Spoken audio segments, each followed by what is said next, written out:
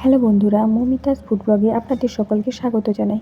বন্ধুরা, আমি আজকে আপনাদেরকে বানিয়ে দেখাবো আলুর পরোটা। আলুর পরোটা বানানোর জন্য আমার লাগছে ময়দা, তেল, চিনি, নুন, জোয়ান, ডিম আর আলু। প্রথমে আমি একটা বলে 2 কাপ ময়দা নিয়ে নিয়েছি। ওর উপর আমি একে একে পরিমাণ মতো নুন, চিনি, জোয়ান আর তেল দিয়ে ভালো করে মিক্স করে নেব। ভালো করে মিক্স করে নেব এমনভাবে যাতে হাতে মুঠো মুঠো হয়ে যায়। তারপর আমি ওর মধ্যে দিয়ে দেবো একটা ফাটানো ডিম, দিয়ে ভালো করে মিক্স করে নেব। তারপর দিয়ে দেবো সেদ্ধ করে রাখা আলু, দিয়ে ভালো করে মিক্স করে একটা ব্যাটার তৈরি করে নিয়ে আমি 10 থেকে 15 মিনিটের জন্য রেখে দেবো।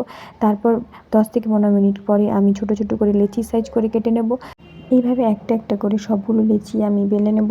সবগুলো বেলা হয়ে গেলে আমি কড়াইতে একে একে একটা একটা করে সাদা তেল দিয়ে আমি সবগুলোকে ভেজে নেব। আপনারা চাইলে ঘি দিয়েও ভাজতে পারেন, কিন্তু আমি সাদা তেল দিয়ে ভাজছি। ঘিটা আমি যদিও এতটা পছন্দ করি না, ওই জন্য। দেখুন বন্ধুরা, একে একে সবগুলো ভেজে নেব। ভেজে নেওয়া হয়ে গেলেই বাস রেডি হয়ে গেল আমার আলুর পরোটা। একটা তরকারির সঙ্গে সার্ভ করলেই রেডি আলুর পরোটা। আপনারাও এইভাবে বাড়িতে ট্রাই করতে পারেন। আর হ্যাঁ, এইভাবে নতুন নতুন আপডেট পেতে প্লিজ চ্যানেলটিকে সাবস্ক্রাইব করে দিন।